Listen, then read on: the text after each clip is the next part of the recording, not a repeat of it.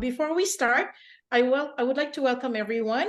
Good morning, good evening, good afternoon.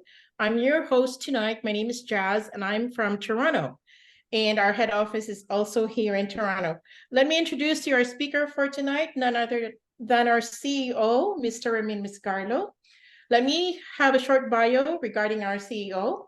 He built 4 million, multi-million dollar MLM businesses as a distributor from 1990 to 2003. He founded MLM's most advanced MLM university, the Forensic Networker, in 1999. And he founded MLM's premier and most prestigious MLM company in 2005. Voted world's top MLM compensation plan expert in 2010. Featured in Networking Times as Master Networker 2011. Featured on the cover of American Business Journal with Warren Buffett 2013.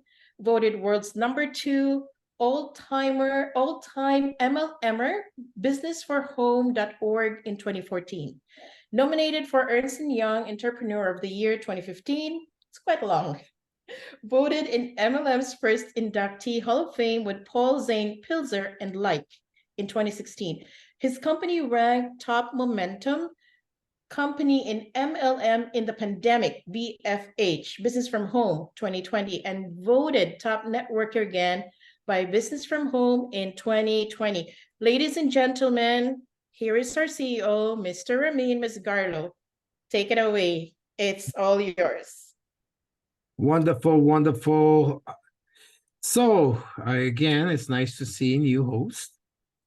Thank And absolutely, I want to congratulate you for that. This Thank is you. how we do things, right? This is how, let's say you want to build a team member, you got to build what it takes to build a team is leadership. You know, in politics, you always see the guy is always loud, right? The guy who's loud and more passionate usually wins, and all the leaders they just they're convicted on what they want, and they're convinced and they believe in what they're saying. So this is it. I mean, you got you showed up by taking action, coming out of your comfort zone, doing what you're doing.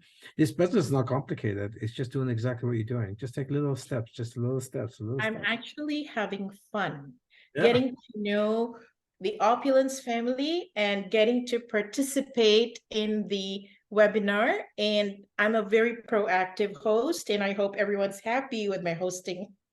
You're very good. You're very good. You're very confident, which is awesome to see. I wasn't like that when I first started in MLM. I was very nervous, and remember my very first part that they gave me, and I was doing good. I was building fast, but I was not a public speaker.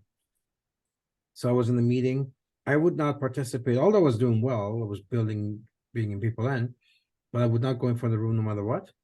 And so finally I agreed to, I was explained that, look, if you want to make it an MLM, you got to be a leader. To be a leader, you got to show, you got to be visible. People have to see, you got to inspire people.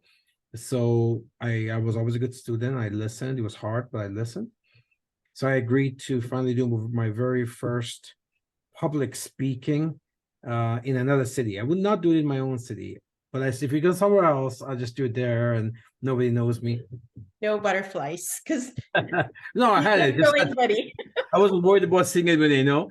And so went to Montreal. I'm from Ottawa, so I went to Montreal 2 hours away, and they gave me about a 3-minute part, basically two slides, and I think I went through it in 15 seconds.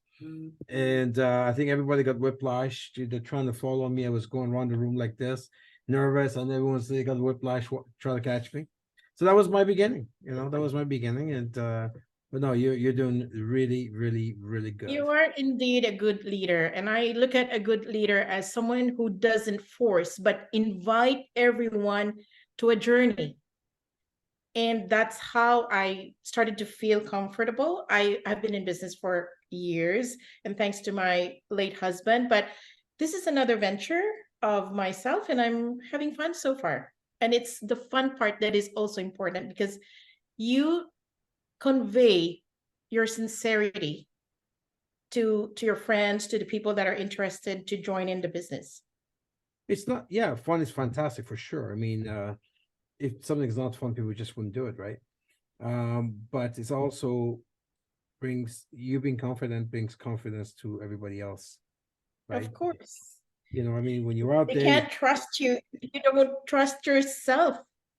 yeah. Well, if you Okay, did, so I'll mute myself. Oh, go ahead. Sorry. it's okay. Yeah, let's just have a conversation. Don't worry about it. So what happens is people are not really buying your words anyways. They're buying your physiology, your tonality. So it's important that you show fun, you show excitement. That brings comfort to the people around you because they may not be as confident as you are, but they'll draw from your confidence. They'll follow you. This is what the leader becomes a leader. You know, there's always when two people communicate, one is always the alpha, one is the dominant. So you're the dominant, they'll follow you, right? And you show that dominance by your energy, your conviction, everything else. So you're doing it all good. Okay, so I'll mute myself. While I'm being muted, I also keep an eye on questions, answers, and when you're done, I will raise my hand. I'll be back on video, and then we'll take it from there. Okay, thank you. Good stuff. Good stuff. All right, everybody. So we are bombarded with calls about exits, our latest currency. Give me a little background on our currencies. Again, people say, well, what is this? You know, and why do we need this? When we started Opulence in 2005, people said the same thing about the shopping credit system. You know, like, what do we need a shopping credit system? People just buy and then they get the product. And, you know, what do we need that for? You know, when we got the Opulence currency, it was the same thing. You know, well, you know, now you guys are happy. It's God sent to have those instruments because had we not implemented those 18 years ago, 19 years ago, basically we would be like every other company where for your smart buy, for example, you buy something, it gets shipped to you right away. See, you don't have all the flexibility of a shopping credit system, of the smart buy system. Other companies, you basically every month they charge your credit card and send you whether you need it or not. Right? You're getting it anyways. You want to save your CV, you gotta get the same package or something else, whatever, but you gotta get something. And most companies don't even have a lot of products anyway. See, you know, so some companies don't even have a product, but again, that's a Ponzi scheme company. But it's difficult, and I know 35 years in this industry, that's the part that everybody complains about. Everybody complains about because people say, you know what, especially if you're new in the business, I just spent a couple of grand to get in. Got all these products, and 30 days later, you know, I'm going to get the same products again. I haven't sold what I already have. This is a challenge that MLM has. So we don't have that challenge in Opulence. We've never had that challenge in Opulence. Not one day, not one person has ever said in Opulence in our 18 and a half years, well, I got too much products already, because we don't send you products. You get shopping credits to use when you want to use, whenever you want to use, based on what you want, where you want, based on your personal use or your customer's use. So you get that option here, which is completely different stratosphere than any other company. Now here, you could accumulate your shopping credits and buy that dream item. Which other company offers that? It doesn't exist. Amazon doesn't have stuff like this. Here you could accumulate and buy that designer bag and designer watch that, that's a Freddie March empire, by the way. You could just do this unbelievable. Look at that, the conquest. I mean, what other company? You know how many people have told me in the last 18 years? I've heard a lot of nice stuff in this company from our people. People are very nice and they love the company. But one of the ones I like a lot is people say, when I go to different countries and people say, my entire lifetime, I never thought I could afford a designer product. But because of Opulence, I have my dream where I have all these designer products, So everybody wants that life, whether they admit to it or not, right? A lot of say, well, money's not important. Money's not important. And then, oh, that's a nice bag. Oh, that's a nice shoes. Oh, wow, that vacation. Oh, wow. Yeah. Right. We all like the same thing. Yeah, everybody loves nice stuff. We're all human beings. Now, sometimes we kind of want to, kind of block it out and say, well, I don't need that. The thing is, nobody really needs anything, right? We just want it. That's all. We just want it. So we usually, buy the things that we can. And opulence, it's right in our mission statement that it allows the type of lifestyle that was only available to the elites, and now everyone, even from the initial package, you have enough shopping credit, you can get yourself a beautiful designer piece. That's something that elites would wear, right? Tonight I did a video here for XZ, and people asking, all kinds of people asking, so hey, what type of mall do you have? What do you have? And I'm just kind of going through it. And even after almost 19 years, every time I go through this gallery, I'm like, oh my God, these are so nice. And some of these, masterpieces, I remember because back in 2010, 11, 12 at TIFF, Toronto International Film Festival, all these TV shows and big screen TVs, and we had all these celebrities. And, I remember when this set was asked, we sent it to this show, and this set was asked, sent to this red carpet. And, this is opulence. This is opulence. Just because we have this unbelievable life-changing health products, it doesn't make us any different. We're still a glamorous company that expanded worldwide based on being glamorous, making the beautiful products out there. So don't ever, hold yourself back with, hold your life back, hold yourself back, hold your family back, by not, utilizing all your products. I'm telling you, the products that we have, just second to none. You need them anyways. It's a use case, right? Doesn't matter how fancy it is, it's a use case. If you're not getting it from this mall, your mall, you're getting it from someone else's mall. Okay, and it's cheaper, it doesn't look good, it's normal, it's not as good, and it takes away funding from your opulence mall into someone else's mall. You pay someone else's rent. Good for you. What about your own mall? Your own mall has its expenses. Your own mall needs to be funded. In this company, the best place to be is a minimum $250 a month, because at $250, what do you qualify for? Put it in the chat. At $250 a month, what do you qualify for? First of all, if you're using all the products, $250 is not even enough. We have all the stats of how much people spend on monthly basis. So what they do is not really monthly basis. They take an annual spending on clothing, shoes, gifts, personal care stuff, shampoos, all this stuff, toothpaste, all this stuff. And in Canada, you're spending about $800, $800 a month.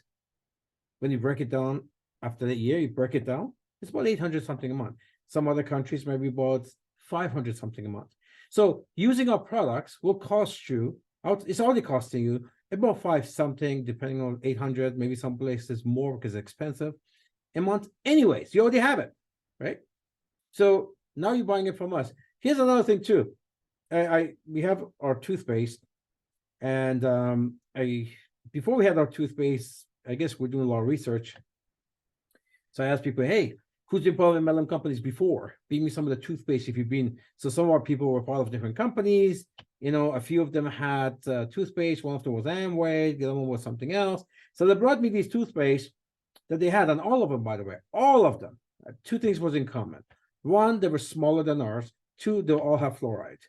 I don't even know. I don't understand. I guess it makes sense if you're a company, you want to take the same junk outside and repackage it just so they can buy your junk versus someone else's junk. But they both have fluoride. What's the use? Like what's the pitch? If we didn't have microsilver, which is a life saver, because it takes away the poison out of that very main, probably the most important product in our life, humans and children, all that is a toothpaste. Because why? It's not a choice, it's mandatory. If you don't take your FOL one day, I guess it's fine. You should take it every day, but if you don't brush one day, you're not a person somebody wants to be around. And of course, we have other issues, right? So we get, mouth issues. And so now we have, I'm looking at this and it's okay, well, other companies, they don't want to do what we have done, which is get the best scientists out there. We're in Canada, in Finland, in Norway, in Germany. We have 84 patents on the microsilver that's used in our toothpaste and our skincare. 84 patents. I mean, an idea what it costs and the expense it takes to have one patent. So that's a hard way. You have to pay big money for it. It's expensive. We pay big money for it, and you get the best product in the world. What's easy is basically take a cream and put some fluoride in it and some SLS and all these other chemicals to make it foamy. And you got a Colgate in a different color. That's it. Sell it to you. Yeah, that's easy, but that wouldn't be safe from Revolution. So we don't do it that way. So again, anyone who tells you, by the way, any of your upliners who try to force one product on you, they're wrong. And they're not leading you the right way. I think people should have their own personal preference. So if I'm running an MLM business, if I'm in office, I'm offline, let's assume for some reason, I don't know any reason, to be honest. That means I'm just uninformed and not coachable. But if for some reason I decided to gravitate towards a few products and not all of it, that would be my personal choice, maybe. But I should know better to try to duplicate that process. It's kind of hard not to duplicate it because people close to you see what you're doing. And it's just not the right advice. It's not the best advice for the team. It's not the best advice for anybody. So people lose in that. And like I said, the very first thing we will talk about is, so all the funding that you're putting into other people's malls should be here in Opulence, should be towards your mall. Those funding you just spend at the other mall should be qualifying you for MGRS, should be qualifying you for your bonus check, should be qualifying you for variance bonus. It should be qualifying you towards car club or vacation club. Instead, you spend $500, $600, $800 a month somewhere else because I can't even have explanation for it. I don't know why. You can maybe tell me why you did that.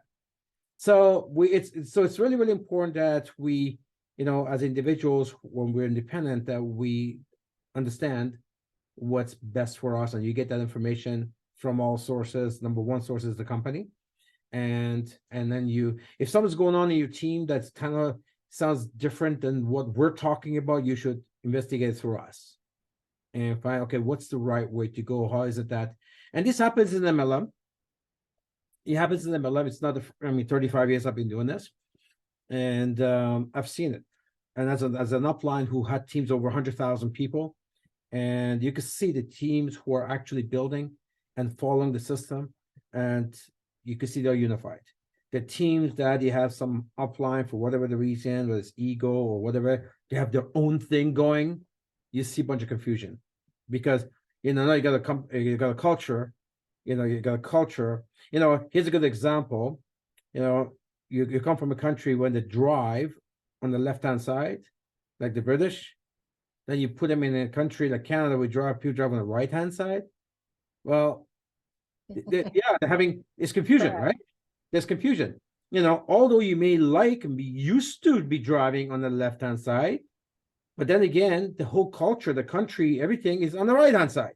So when people come in, and then we have a system, and all of a sudden they decide to do their own thing because they came from another company, and all of a sudden they bring their baggage over.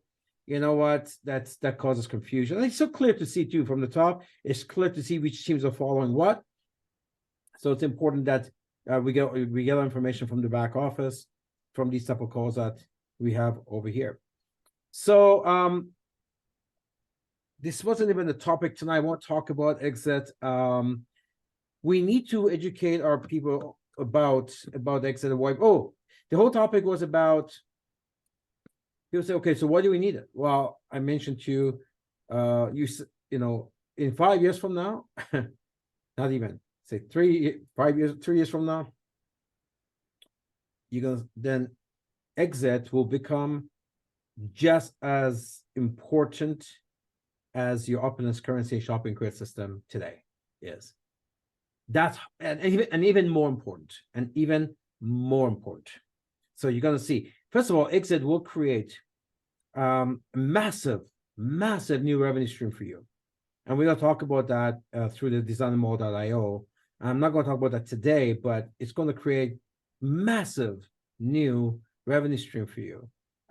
So it's ultimately what we want it to be. Exit is going to be the only currency that we need. I'm not going to say that, okay, there'll be a time that we don't have the shopping credit system, or we don't have the opulence currency system, which is our internal currencies. I'm not going to say that. We'll have to wait and see how things go. But that would be the ultimate goal. That would be ultimate target. That's all we need is one, and which is Exit. So I've researched this since 2018. So 5 years, thousands of videos, and read this and that. I mean, invested millions and millions into it, and lost millions and gained millions. So I've done all this. So there's so much information out there. So I was just thinking, okay, if I had to put one basic information for our new people, because a lot of our people have never done this stuff. If I had to do one basic information, which is the best video that we could use? And I found one. I think it's 7 minutes. I'm going to play it for you guys. Take some notes and stuff. It kind of explains the most basic part, right? When somebody says, what is MLM, right? This is, okay, what's the cryptocurrency? Now, it's like someone like, what's your company do? What's opulence? So this is the base of, okay, what's cryptocurrency, right? Opulence, well, we are direct sales MLM company, but there's a lot of direct sales MLM companies out there. The next question would be, okay, what makes you different, right, from the rest of them? So we're going to go right to the basement tonight. It's a 7-minute video. It's called cryptocurrency basics. Let me put my share screen here.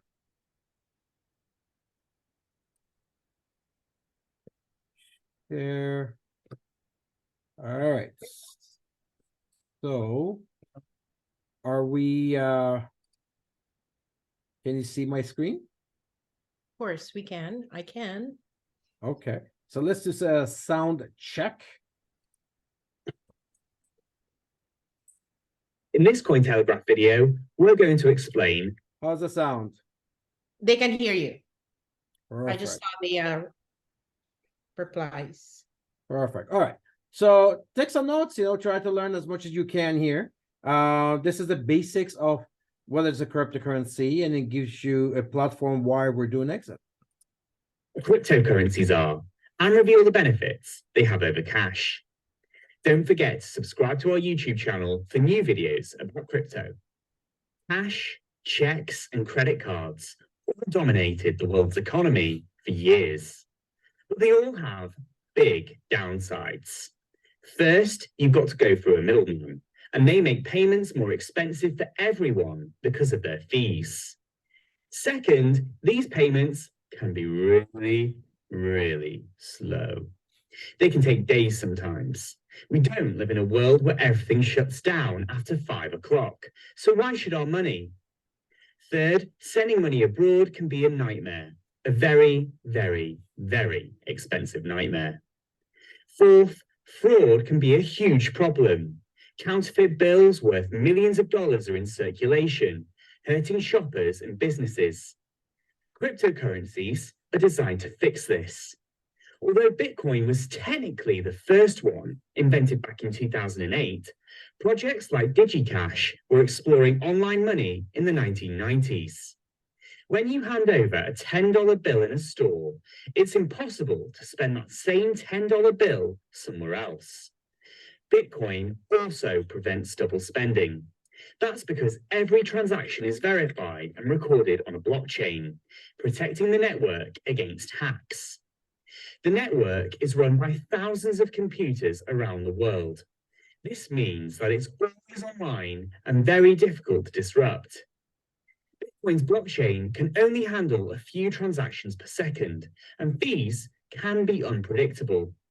But new technology, like the Lightning Network, helps make Bitcoin payments fast and cheap. Thousands of cryptocurrencies now exist. Some of them are directly related to Bitcoin, like Bitcoin Cash. Others have been built from scratch, including Ether and XRP. And cryptocurrencies that aren't Bitcoin are known as altcoins. In the world of wine, higher prices mean you'll normally get a better bottle. Things are different in the world of cryptocurrencies. You can buy some coins for under a cent, while others cost tens of thousands of dollars. But don't be fooled into thinking one cryptocurrency is better than another based on its price. There are some important facts you need to find out too. First, there's the market capitalization, and you can calculate this by multiplying a cryptocurrency's price by the number of coins. So you don't have to worry about the technical side. Unfortunately, some of the stuff that's not really important. Let's see. Increasing number of shops now accept cryptocurrencies as a payment method. In 2021, PayPal launched a new feature that allows users to buy things at millions of merchants using Bitcoin, Ether, Litecoin, or Bitcoin Cash. Crypto credit cards have also burst onto the scene, meaning digital assets can be spent in every place that accepts Visa or MasterCard. After a payment is made, the crypto is taken out of your account and instantly converted into cash. El Salvador has also made Bitcoin legal tender, making it one of the few places in the world where Starbucks, Pizza Hut, and McDonald's accept crypto directly. We're still at an early stage when it comes to crypto being used by the masses, but other exciting use cases have emerged too. Decentralized finance services mean you can now take out crypto loans. Some platforms allow you to save your coins and earn interest, offering a far better deal than old-fashioned banks. A few cryptocurrencies can also be staked. This is where you lock up your coins and help keep a blockchain network secure, earning new coins as a reward. Cryptocurrencies can even be used to buy things that live on blockchains, like non-fungible tokens. If you're new to cryptocurrencies, you might be wondering this: why are they so volatile?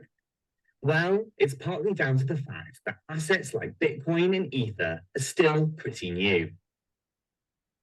Some cryptocurrencies have a limit on the maximum number of coins that will ever exist, 21 million in Bitcoin's case. This lack of supply means prices can rise when demand is high. Normal currencies are also controlled by central banks. They have a range of tools that are designed to keep dollars, pounds, and euros stable. These controls don't exist in the crypto world, resulting in much bigger price movements on a daily basis. Stablecoins are another type of cryptocurrency that has emerged in recent years. These assets are designed to have a constant value, meaning one stablecoin will always be worth $1, £1, €1, or whatever fiat currency it's attached to. So, how do you buy cryptocurrencies? Well, the most common place to go is a crypto exchange. Here, you can convert traditional currencies into digital assets. Many trading platforms accept a range of payment methods, including bank transfers and credit cards. Some of these websites can charge high fees, so it's really worth shopping around. If you're interested in buying altcoins, you might need to purchase a major cryptocurrency like Bitcoin, Ether, or Tether first. And just like supermarkets don't stock every beer in existence, exchanges don't support every single altcoin out there. Because of this, you might need to use multiple exchanges. There are other ways of buying crypto too. Bitcoin ATMs are physical machines where you can buy this cryptocurrency using cash. Some shops even offer Bitcoin vouchers that can later be redeemed on exchanges. Both of these methods can help demystify the world of crypto and make coins easier to buy without technical know-how. Cryptocurrencies are changing the world, and in the coming years, they're set to become a lot more common. Central banks around the world are now creating digital versions of their own currencies. Facebook will All right, so this is the important part. This is why we need exit. offer crypto to billions of its users too.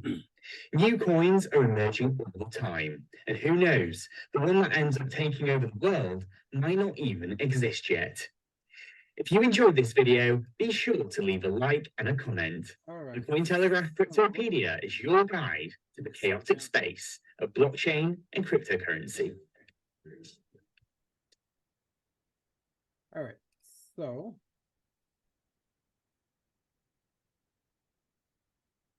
next, here we go. No, it sounds complicated. Just one thing you have to know is this.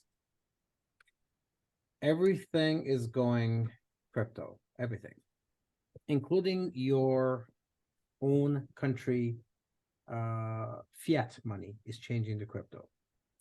It's such a big idea that the governments of the world saw it, learned from it, and now they're saying,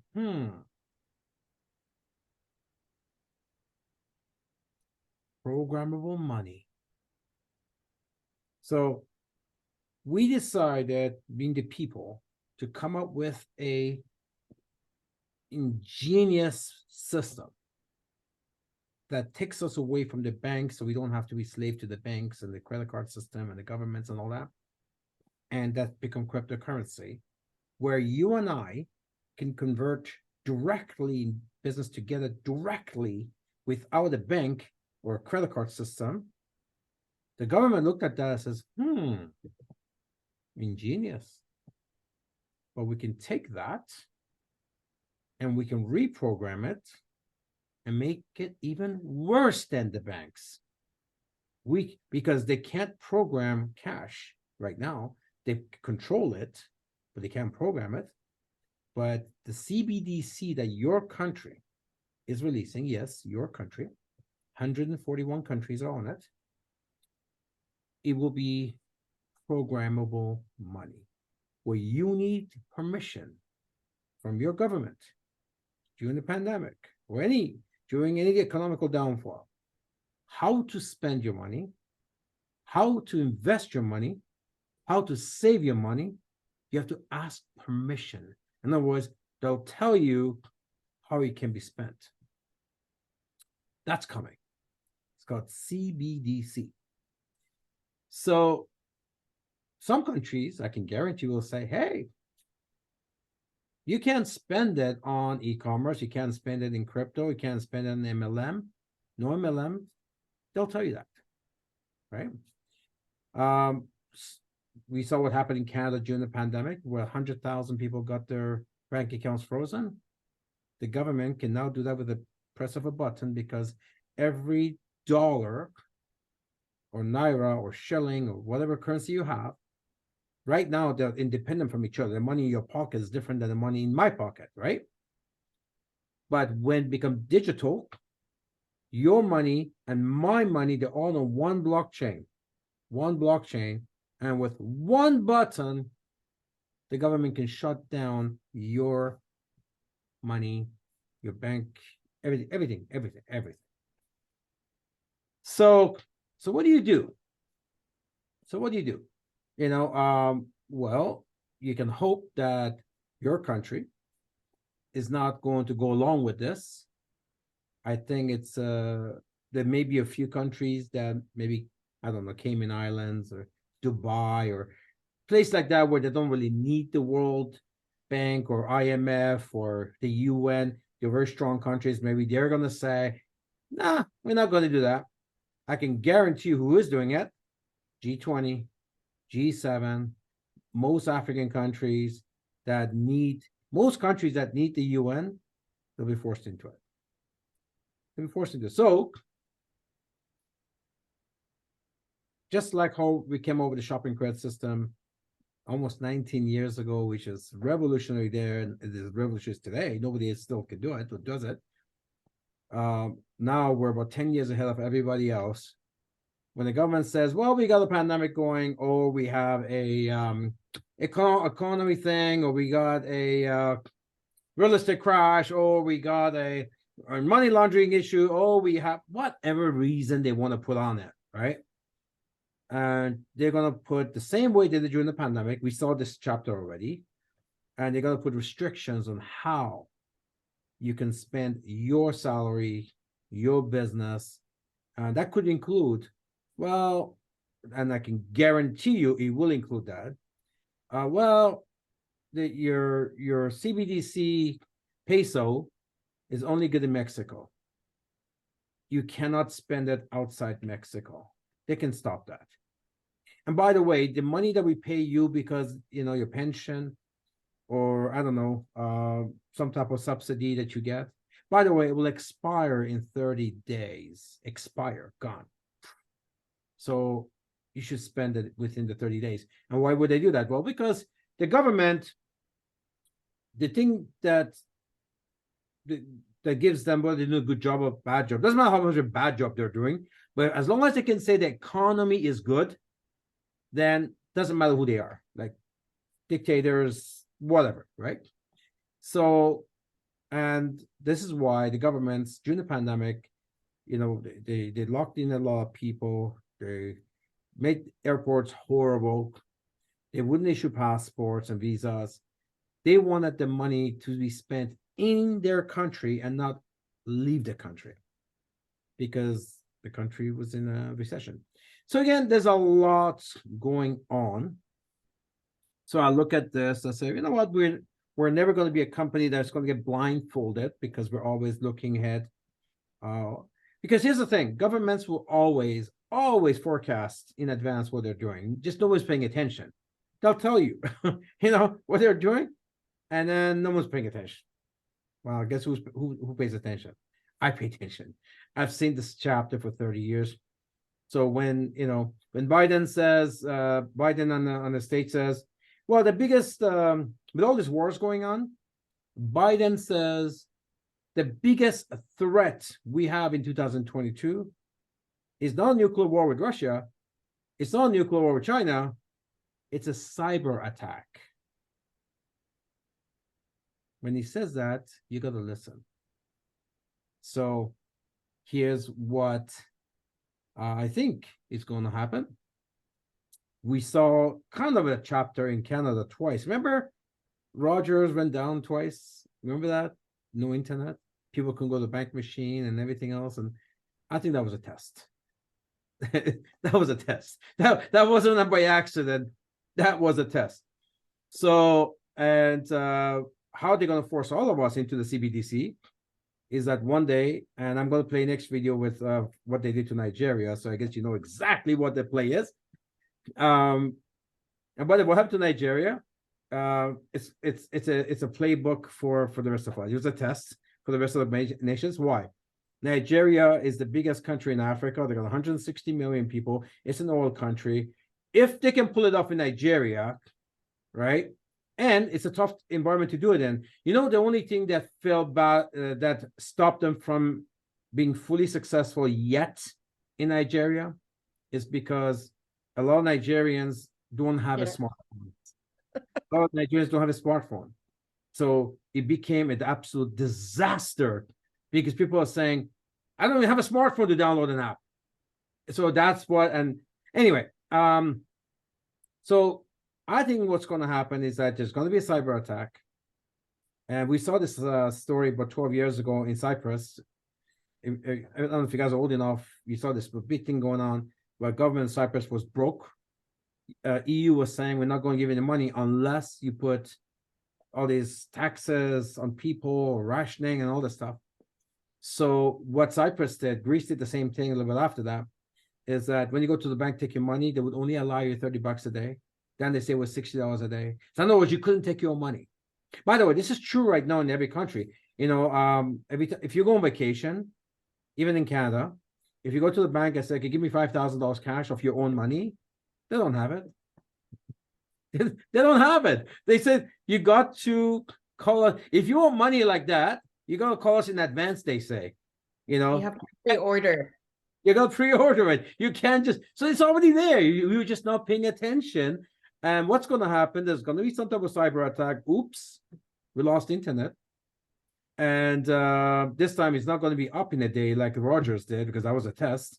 And for some reason, people are going to give it over chaos. They need money, they need gas, whatever. Don't worry, don't worry, don't worry. Just download this app, using your data. Just download this app, and your cash is available on the new CBDC dollar. It's just like cash. Just go use it. Go put gas in your car. And this is how they're going to get people on it. Now, there's a video that got leaked from IMF, International Monetary Fund, which is the UN, and a bunch of these guys sitting around, and it was shocking. And some of the YouTubers afterwards were dissecting this. One of the ladies that was there said, for us to launch CBDC, it'll be done on a Friday, because nobody pays attention to the news on Friday. And it will be fully implemented by Monday. Now, I don't know how they plan to do that. But I suppose if banks go down somehow, there's a cyber attack, and you have no access to money, then I guess you download an app so you can have access to money. So this is all good stuff, guys. This is not about, this is actually should make you happy, and you understand the background why we do the things that we do. Our shopping credit system is you guys never have to worry about all these banking restrictions anywhere in the world, because for you go down to your back office, you open your app, you use your shopping credits, you open this currency, you place an order. It's paid for. You don't have to worry about, is my credit card going to go through today? Are they going to allow it? All of this stuff, because the shopping credit you had bought last year, it's still there. We got people in our company who accumulate shopping credits and operating credits for 18 years. 18 years. They come shop for $3,000-$4,000. It doesn't cost them a penny, right? So we have these systems and you're used to that, so you kind of don't think of it. I can tell you, no other company has this stuff. With every other company, every transaction is at the mercy of the credit card company. Every transaction. And we do business globally, and I see the challenge that the Caribbean countries have, where they're limited on the monthly spending. Some African countries where they're limited on the monthly spending. Thank God we've launched countries on opulence currency where nobody has credit cards, they can't use it. Somebody buys a lot of opulence currency, boom, instantly pass it, and they built that way because we have our own internal currency. So we've seen the benefit of what we have done, and but now we're taking that to the next level. See, opulence currency cannot be turned into cash. We still need cash. Shopping credit cannot be converted into cash. Guess what can? Exit. It can be done anywhere in the world. Instantly. Any POS machine, online. You could say, just don't pay me in dollars anymore. Just pay me in exit. Why would you say that? Simple. You're traveling the world. You don't want to pay all these very expensive conversion fees. That's what they charge you when you come from one currency to another currency. When I pay you in your country and it arrives in your bank account or use a card, that there's a conversion fee there, and they're pretty expensive. Well, you don't have to worry about that with cryptocurrency, with exit, because exit gets sold instantly in your currency, not in Canadian dollar, and then converted to your currency. It has a lot of advantages. So it's the latest thing, and it's the only thing that we didn't have full control over. We didn't have control over because, well, we had some control because with our opulence currency, but was the banking side, right? Because every business needs a bank, and that's the part we're putting together now, where we could be completely self-sufficient. It's amazing. You don't have to worry about your banks being frozen. I mean, in my special call, I shared with you a stat. It's shocking. 1,000 people a day, every single day, are being debanked in the UK. 1,000 people a day are losing the banks in the UK. A day. You gotta ask yourself, why? Right? Well, I know why. There's a reason why. I mean, in Canada, 2,000 companies last year. TD Bank, debanked them. It's called debanking, but they lost all their banking instruments and everything else. So we're not going to get into that. I want to give you a little background what I think about, because when I think about opulence, I'm thinking about forever. How long is forever? Long time, right? I want you to build your business knowing that it'll be here forever, and it's going to be global, and it's going to be safe. And if something happens in one country, then we can pivot to another country. And if you have our own currency under our own control exit, then we don't worry about the regulations in a country or even in the region, right? Because we have full control over that. A lot of stuff right now for you, you say, oh, it sounds good. Okay, that sounds good. You don't quite understand it. It's okay. Here's a good thing. You don't need to understand it. And it's a good thing that you don't have to understand it right now. That means everything is good. But we see where it's coming. It's already announced. So we don't know how things are going to be next year, a year, 2 years from now. Maybe your country is one of those countries, India. India, for example, they're the chair now on G20, and their whole mandate is stopping cryptocurrency. That's the whole mandate. They're so against it because they want the tyranny. They want people on the CBDC rupees, right? They want to keep all the money in India. They don't want the money to be leaving India. Guess what? India is a huge crypto market. You can't stop this stuff. The government, I don't know why governments even try. Like, what's the number one country in the world for crypto adoption is Nigeria. Number one country in the world for crypto adoption is not Nigeria. We have big business in Nigeria with a big business in Kenya. Kenya, I think, is like 5th largest in the world.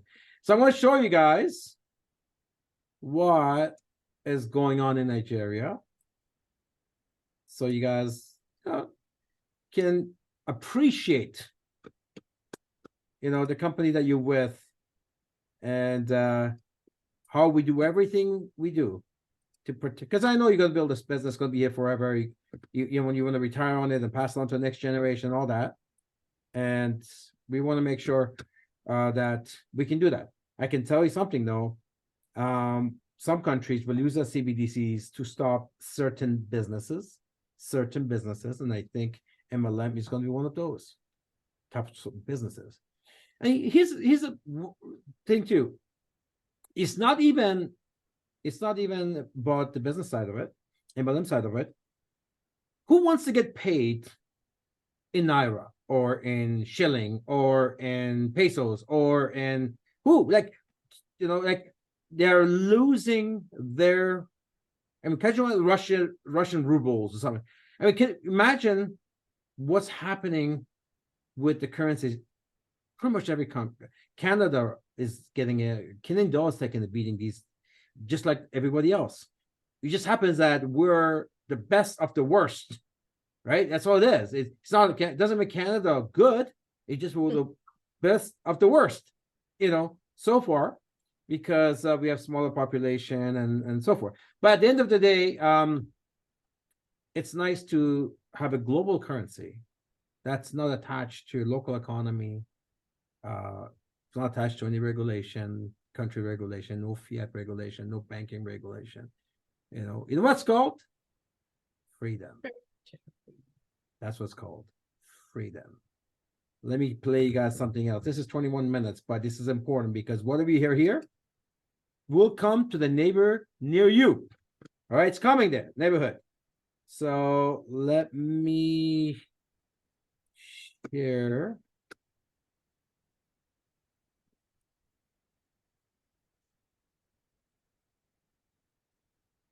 All right. You get never used to these things. Where did my share button go? Here we go. No, that's not it. Yeah, it is. Okay. See, guys, I just demonstrated. You don't have to be slick to do what I do. Anyone can do MLM. Anyone. So you guys can all do it. All right, let's get started. Digital ID for everything. Smart cities that track your movement. Central. You guys can hear this? See this? One sec. Let me just have a look. Yes. All right. Digital currencies for all transactions, restrictions on cash, sharing your social media information to create a bank account. All sounds like a conspiracy theory, you might say. Well, that's the reality on the ground in Nigeria today, and tomorrow it'll be a reality in your country too. That is, of course, unless you do something to stop it. Now, the first step to doing anything is to be informed, which is why we're going to tell you what's happening to Nigerians, how they're fighting back, and how you can do the same. Did you know that Nigeria leads the world in crypto adoption?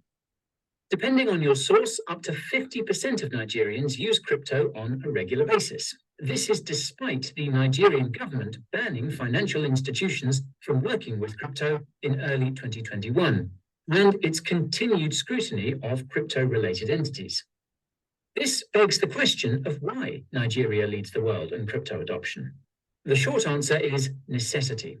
Around a quarter of the population is unbanked, but not because banking is unavailable. As the largest country in Africa, Nigeria has some of the most advanced banking infrastructure on the continent. In fact, Nigeria became the first African country to roll out a central bank digital currency, or CBDC, in late 2021. And yet, nobody adopted it. Only 0.5% of Nigerians were using the e-Naira 1 year later. Even with its elaborate banking infrastructure and a CBDC, cash is still used for up to 80% of payments in Nigeria. This means there's more to Nigeria's crypto adoption than meets the eye. And this ties into the long answer, which is what this video is about. To understand why Nigeria leads the world in crypto adoption, we must go back in time to when it began and analyze the events that have occurred since then. As you'll soon see, we're starting to see a similar series of events in other countries around the world, including in the West. As such, Nigeria could be the canary in the coal mine for what's coming for all of us.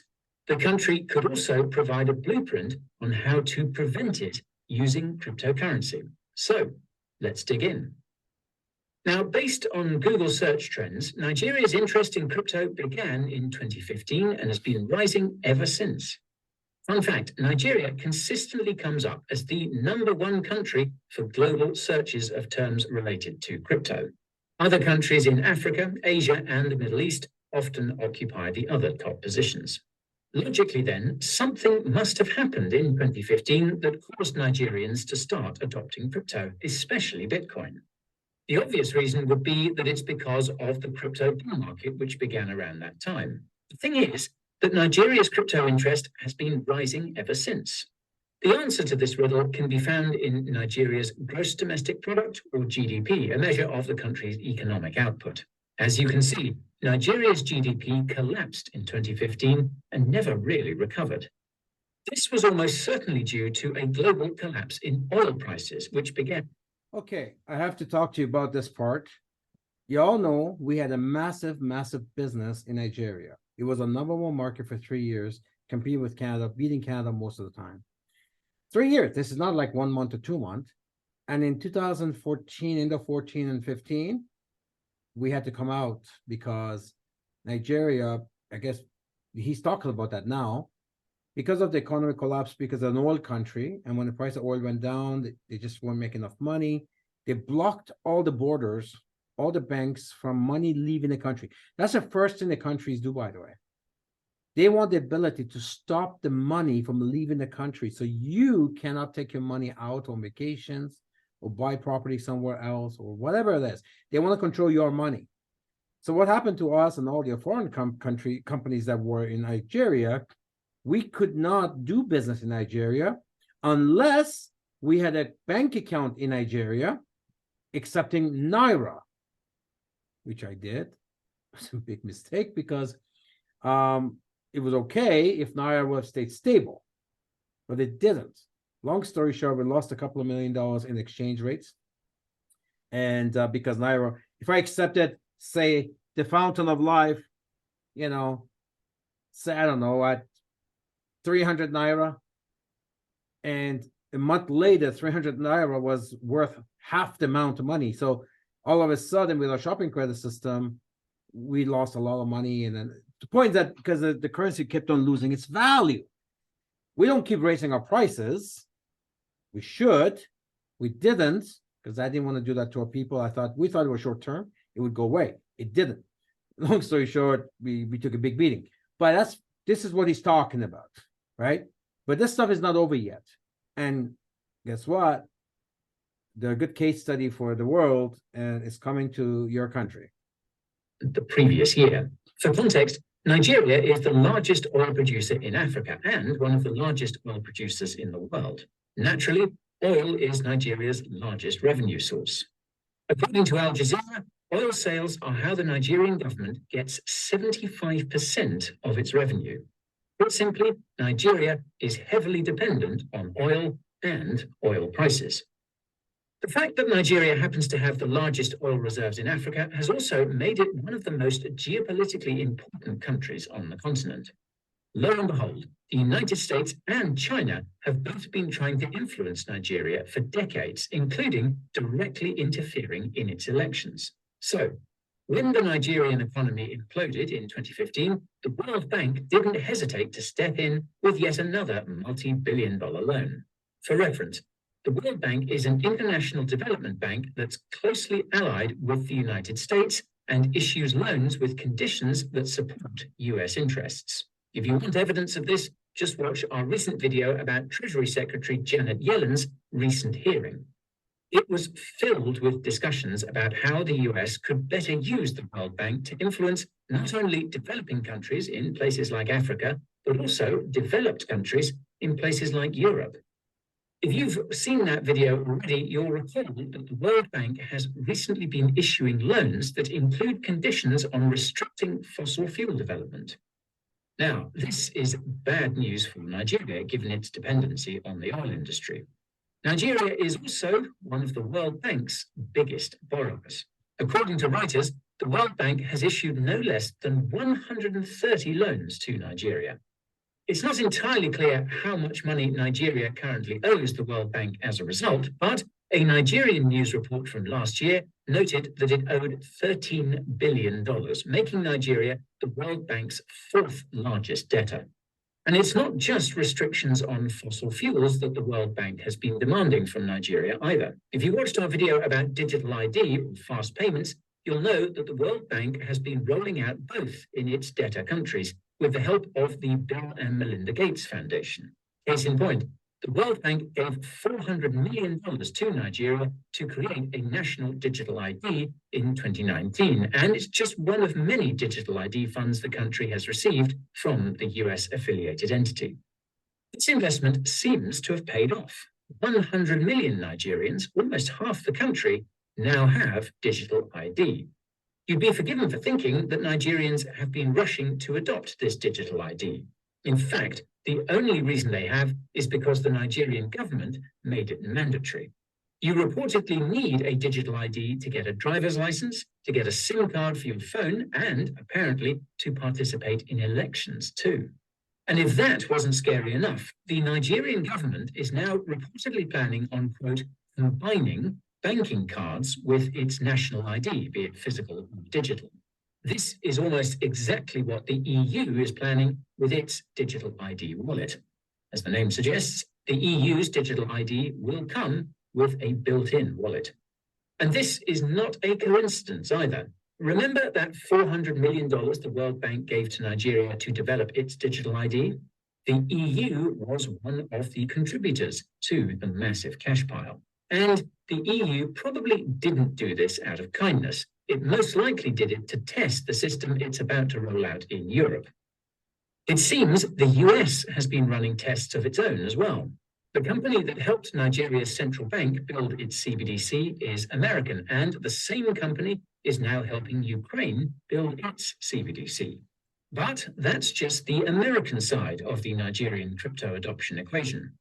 The Chinese side is just as scary, if not more so. Whereas the World Bank has been giving loans to Nigeria with strings attached, China has been building much of Nigeria's modern infrastructure.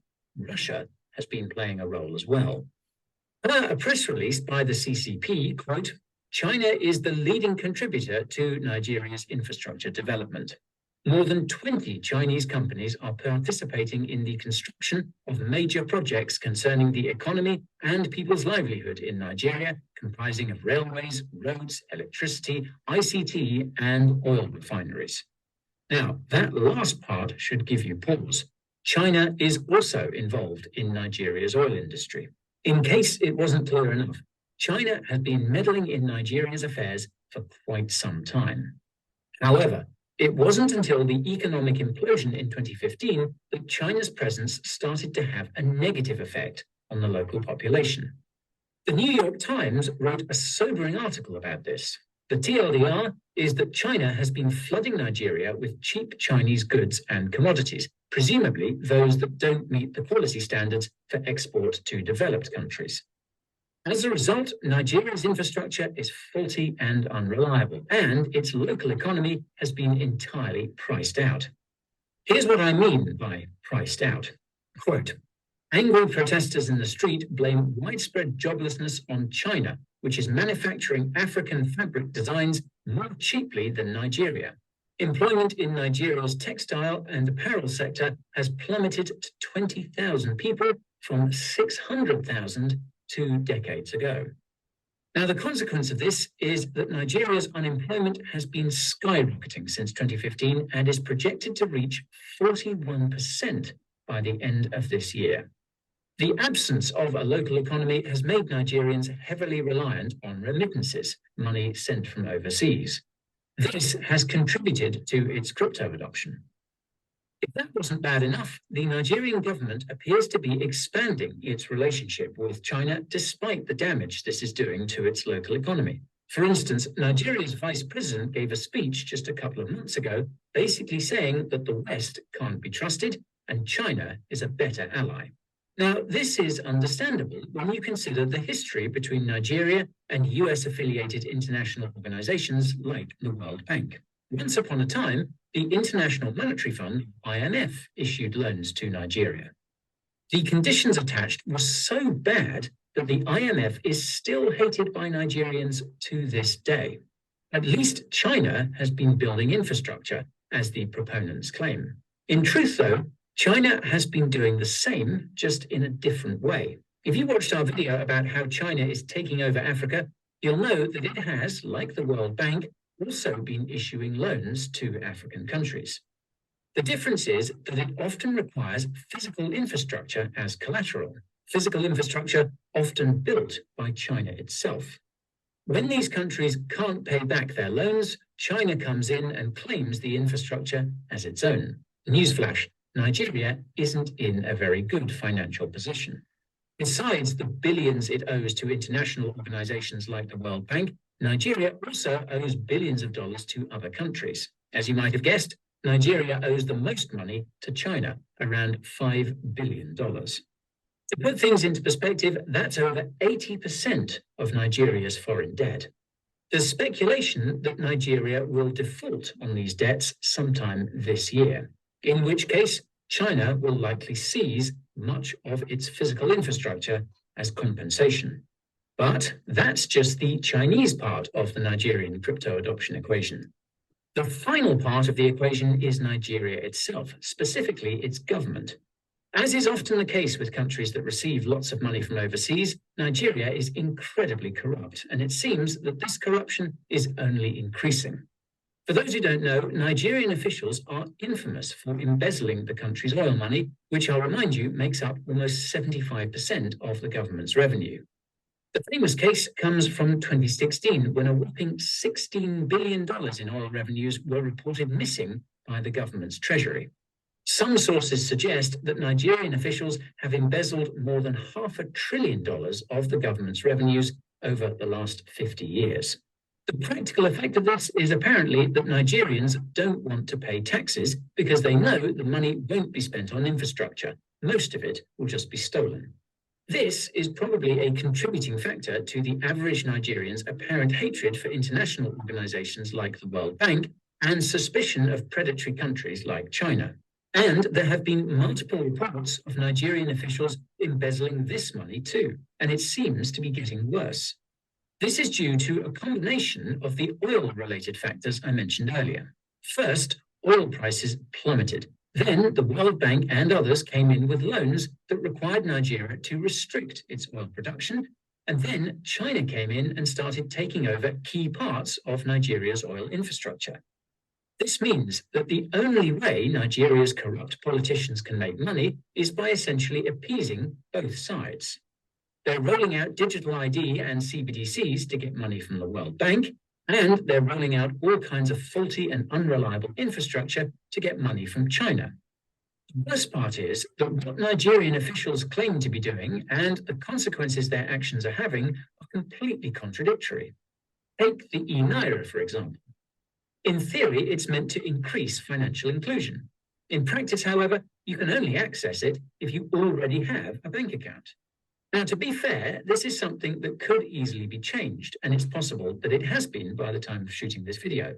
But even then, Nigerians do not have the reliable physical infrastructure required to adopt the e-Naira. Consider that almost half the country still doesn't have internet access.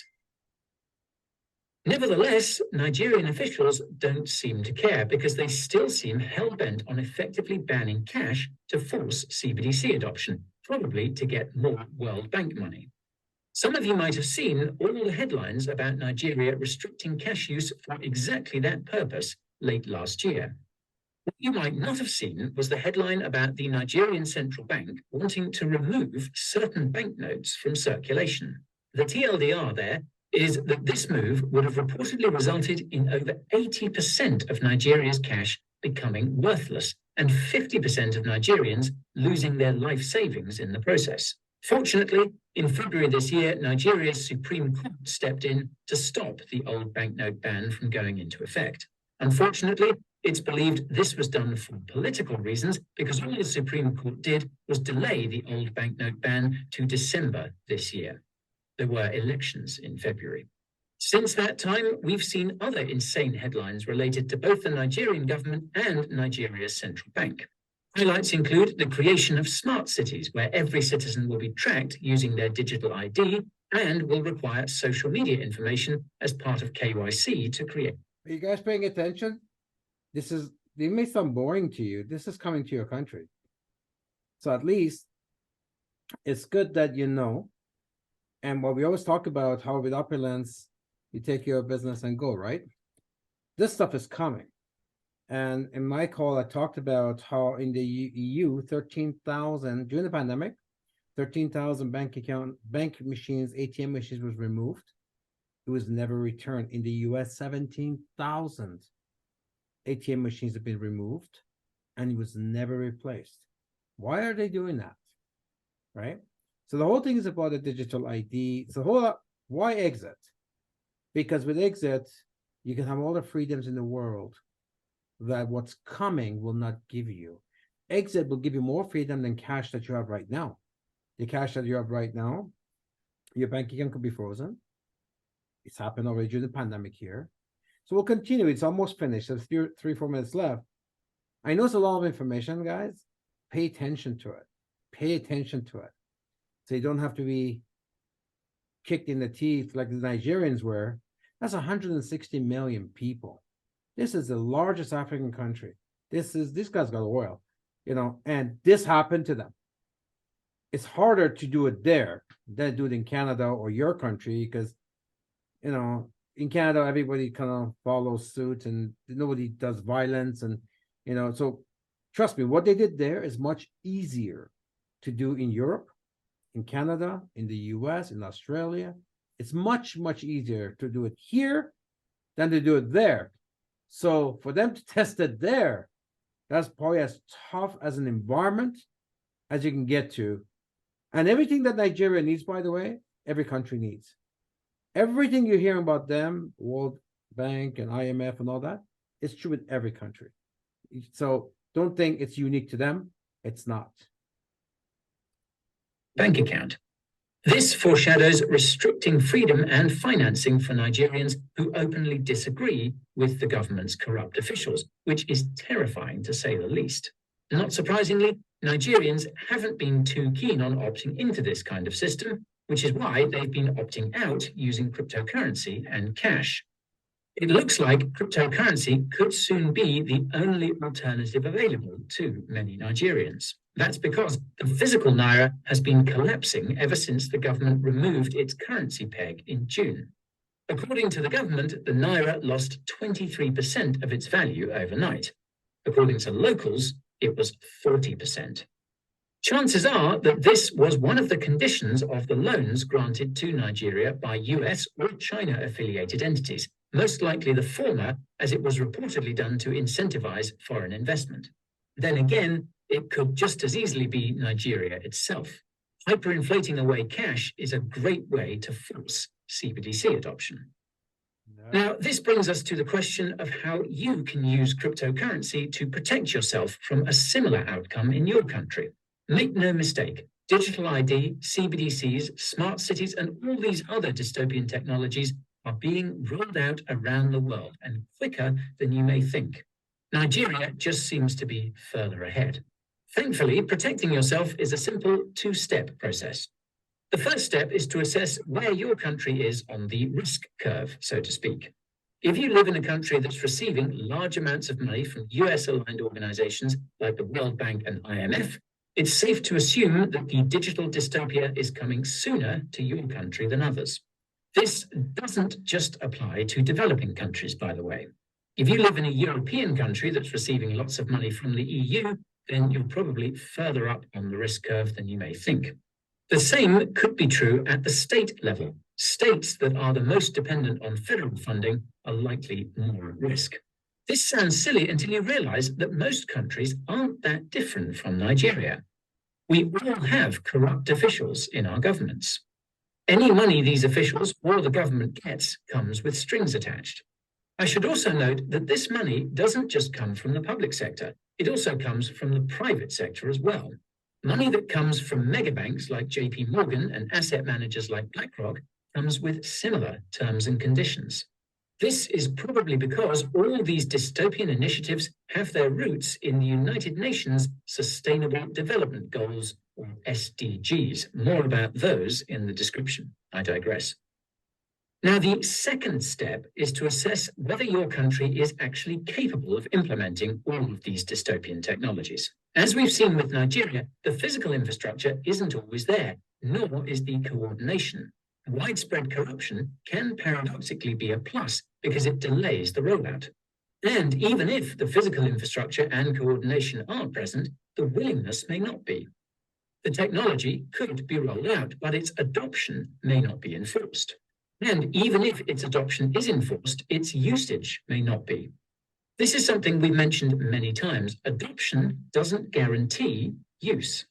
Now, if you've determined that your country is capable of implementing all of these dystopian technologies and is willing to do it, then your number one imperative is to ensure that alternatives continue to exist.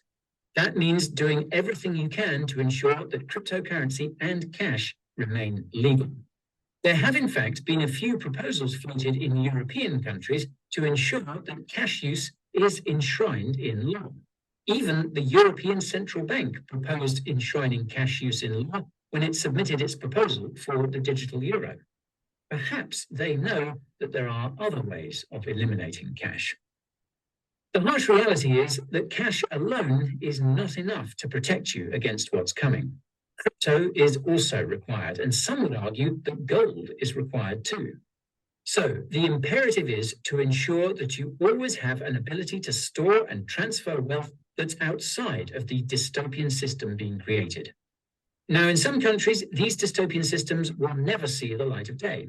In others, however, they will be implemented and could last for a long time before they inevitably collapse. So if you think you're in the latter camp, make sure you have the ability to relocate just in case. Let's hope, of course, that it doesn't come to that. All right, so, well, we live in Canada, and we saw what happened to the Canadians last couple of years. People who decided not to follow the government's recommendations. They couldn't go to restaurants. They couldn't go to get on the bus. They could not go on a plane. They could not leave the country. And if they supported the people who disagreed with the government, they lost their bank accounts, lost their homes, they couldn't pay their mortgages. This happened right here in Canada. So, you know, if you keep your eyes open, things was not that different wherever you live. Maybe you didn't pay attention to it, but it wasn't that different. We know now what their plan is. So last several years, I'm not one of those guys that not pay attention to anything. I pay attention very closely, and that's okay. There's nothing we can do about their plan. They'll do their plan. Of course, we can talk to our politician and all of that stuff, but you know, they're all corrupt anyways. So I was like, okay, they're gonna do what they want. This is someone else's world. We only live in it. It's someone else's world. We only live in it. So they rule. There's nothing we can do about that. But what we can do is be prepared. I'm here to tell you that there's a book written a long time ago, Only the Paranoid Survives. There's a book, you should read the book. Only the Paranoid Survives. Every major scholar talks about this book. And that's me. You know, I've been that way my entire lifetime. And because of that, we've come across some very, very drastic situations, including the last pandemic with tens of millions of businesses closed. Lots and lots of MLM companies closed. We bought 2 of them, right? And nothing happened to us. Why do you think that is? Because only the paranoid survives. But there is no excuses here because we've already seen, heard, read the documents, heard them talk about it because they always announce what they want to do. We already know 141 countries, including yours, they're coming out with the CBDC. If we do some research, you find out CBDC, the only reason why government likes it is because it's called programmable money. That means they can decide what you do with your money. So as a company, we're thinking, okay, if that's coming, then how do we protect ourselves? And we need our own currency. And we started that, not now, we started that 19 years ago. Talk about 19 years ago. So because we have that system in place, all we've done now, we took the opulence currency and the shopping credit system, and because that's for internal use in a back office software, you use it, right? You guys use it. We said, but that's only for you because you're a member. That's where you can use it. Non-members cannot use this, right? So we taken that technology, put it on the blockchain. Took about 3 years to build this thing, and now the world, and we put this currency system called Exit. Now the world can now come and buy our products, your products, do the cost transition, 30 plus use cases. We're going to keep on expanding that mall. We're going to invite millions of people to Opulence because here they have a choice. Here, there's opportunities that nowhere else exists. Nowhere else exists. At this point, you probably, again, most people don't pay attention until it's too late. People are thinking, well, it's not affected me today. Although it did affect a lot of other people worldwide, but it hasn't affected you. So you haven't really felt the pain yet. But we know it's coming. They've announced it already. So they say it's coming.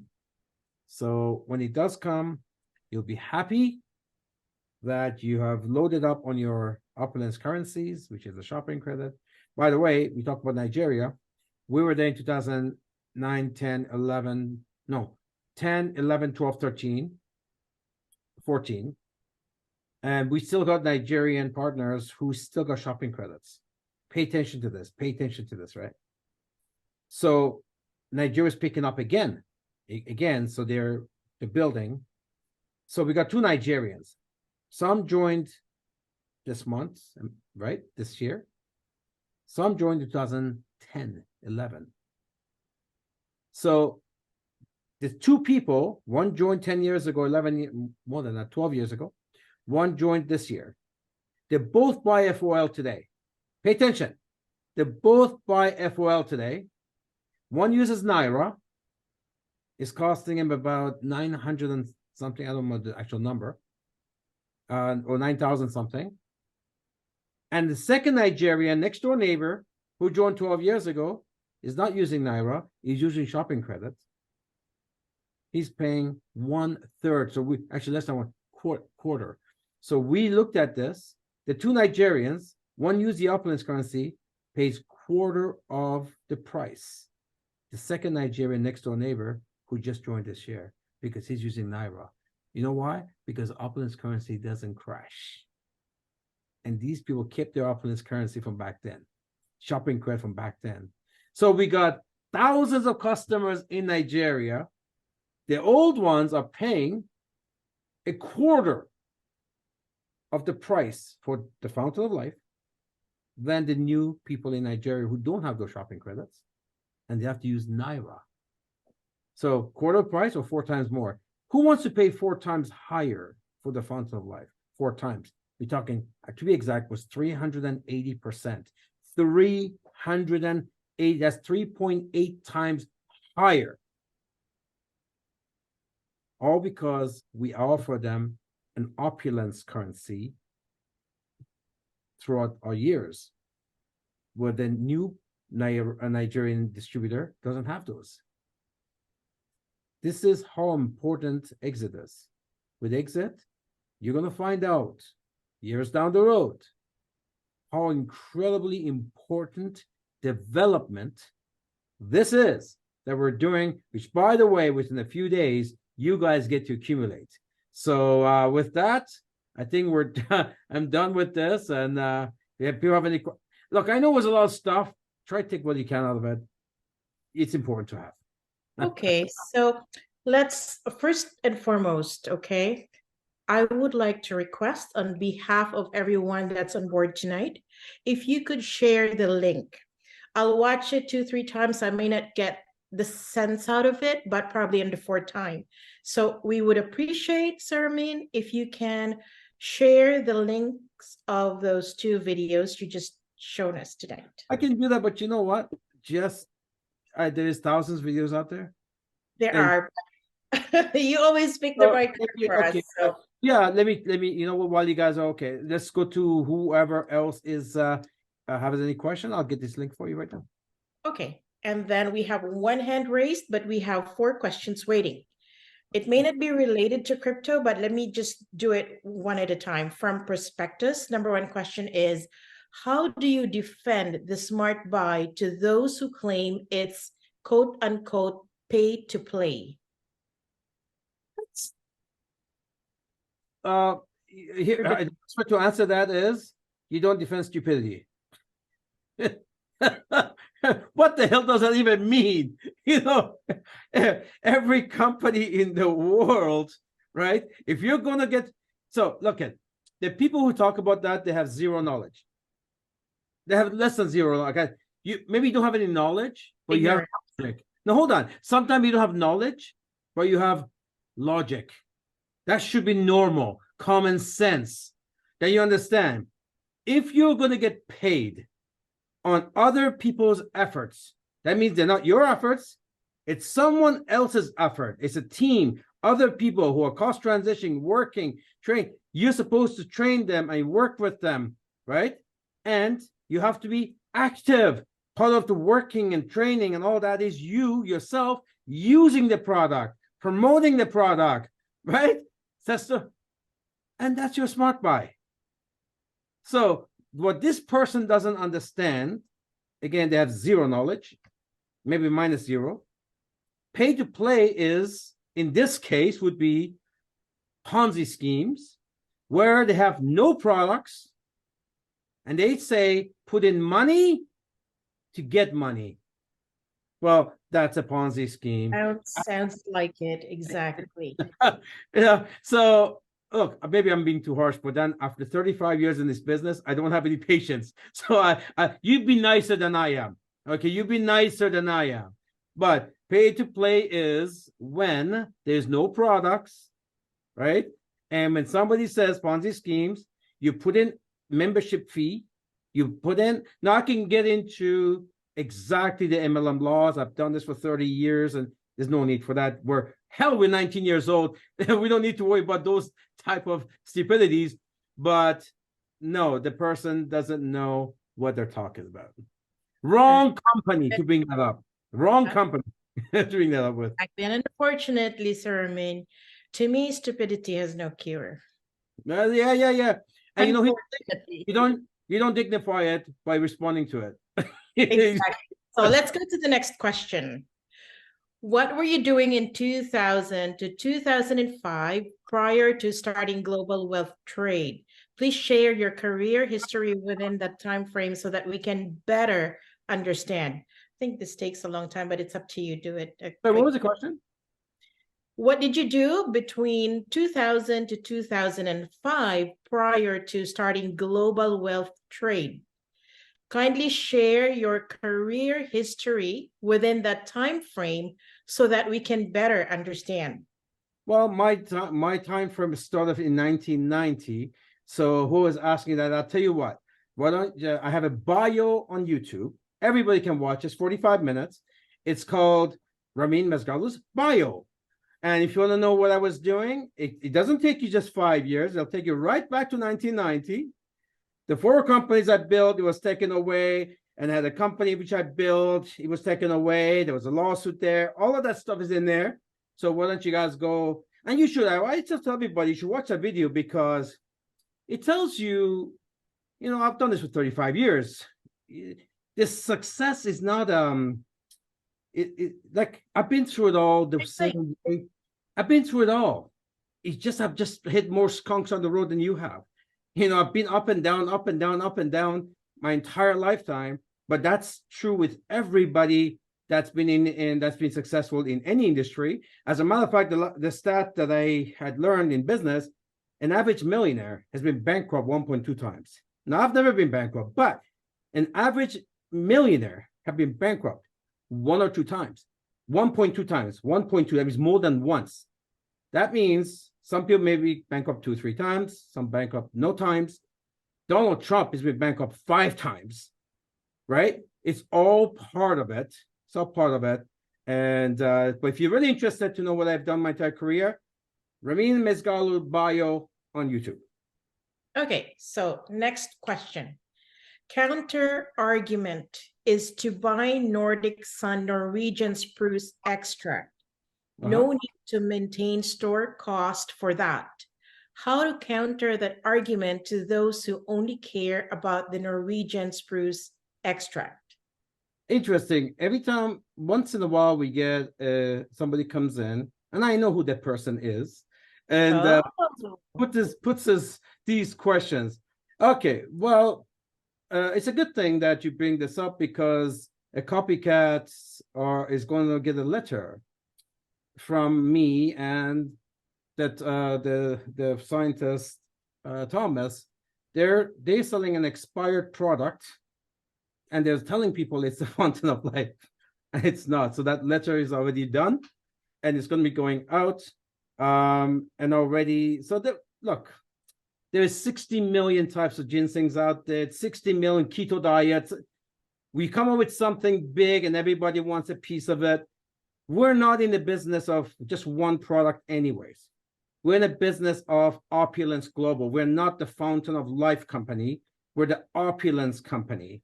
We sell the best products in the world. We got cost transition. We got over 1,000 SKUs. This is who we are. So one product companies don't do well. And if you're going to use a product, use the real one, not a copycat that comes from a print shop. It's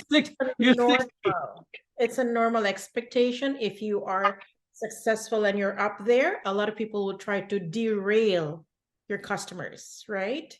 It's a normal battle running a business. People only see your success, but they don't even know the struggles that came with it. Like outwardly, they see you, oh, happy, successful, but in the back office, they don't know what's going on. We may not get sleep. Sometimes we work more than they think, Anyway, thank you. So it's Zach. He wanted to know the name of that 21-minute video that we saw earlier. We'll take care of that. I'll post it in WhatsApp. If you can share me the link, and I'll take care of the social media. I put that one here already. You already did? I didn't see it. Already answered. Okay, there you go. I didn't pay attention. First one was just a 4 or 5 minute basic what cryptocurrency 7 is. minutes. Yes, there you go. I got it. I'll Coming take up, would be great. So we have one more question here, and then we go to Betty Lou, who raised her hand. Ramin, you mentioned there are 85 patents behind FOL. Can you please provide a link or a way to search for these patents? What I would do after I've seen a whole bunch of certificates. These are not, as again, this is the same person trolling our call, but that's okay. We have I've seen them. I mean, I just came from Finland, and when you go to the head office, you see them. But those are not our patents, and the patents are searchable. But you may want to call the Dr. Alnos himself, because he keeps those close to his chest. So we are a company that have the world exclusivity for this product, and we're not the manufacturer of it. We manufacture Fountain of Life bottling it here in Canada, but the actual extract comes from Finland. So those things are not we're not privy. And I've seen them, but it's not something you just pass up. I think we should be good, and we have enough question from this prospect. No, it's okay. I just allowed Betty to speak. I don't know if she's able to. She's still here. I wanted her to. Betty, if you can unmute yourself. How to unmute? Unmute. There you go. Too many questions. Too many questions. No, Sorry just by to keep you accident. waiting, my dear, but we need to find the right time to entertain all these questions. No, Go ahead. this is just by accident, because there's so many questions. It's not enough time to. So skip this time. Thank you. Thank You're you. welcome. Okay. But it's very informative, a bit scary, but if, like I said, preparation is the key. And if we know what to expect, we won't be caught red-handed, right? Like we won't be off guard because we did not know anything, because ignorance really has no place. Just so we can, there was a company 4 years ago try to copy us. They went somewhere, they got some type of extract, because there's like 6 or 7 different types of this, and we found out about it. Anyway, they couldn't sell it, obviously, and it expired, and somehow it resurfaced recently. And he went to one of our ex-distributors and trying to say, this is the Fountain of Life. And there's multiple problems with that. Number one is it's not the same. Number two, it's expired product. We know we have proof it's expired product. And yet they against the law, legally, it's been labeled. So we're looking into that, because I have confirmation from the factory. They have never sold anything to anyone, including these guys. So whatever they have is expired, relabeled, and we got Health Canada looking into that. But anyway, we don't know what it is. We don't have to worry. Okay, I know your time is very precious, and all our participants tonight were mindful of your time. So in closing, we will say, one team, one dream to the billion.